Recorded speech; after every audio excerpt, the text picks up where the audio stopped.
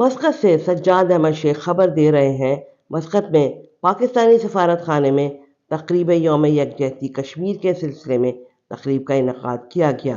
ناظم الامور محمد بلال حسن نے صدر اور وزیر خارجہ کے اور وزیر اعظم کے پیغامات کمیونٹی تاشی جناب حافظ عبد المنان نے پڑھ کر سنائے۔ کشمیری رہنماؤں نے جدوجہد جاری رکھنے اور حکومت پاکستان سے ہر طرح کی استعانت پر امید کا اظہار کیا۔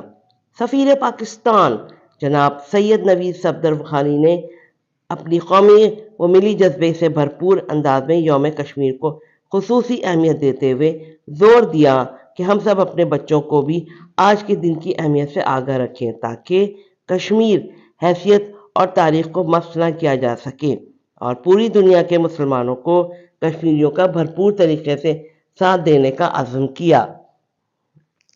کشمیریوں پر ماضی میں ڈھائے گئے مظالم پر ڈاکیومنٹری فلم بھی دکھائی گئی اور کشمیری رہنماؤں نے اپنے دکھ کی داستان بھی سنائی۔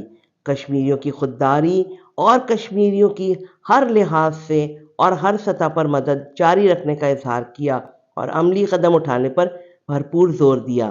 اس تقریب میں سفارت خانے کے افسران اور عملے کی شرکت کے ساتھ ساتھ کشمیری رہنماؤں نے بھرپور طریقے سے شرکت کی۔ پاکستانی کمیونٹی کی بھی بھرپور شرکت کے ساتھ میاں محمد منیر کی اپنی پوری ٹیم کے ساتھ شرکت۔ رابعہ اشرف، امارات نیوز، دبئی۔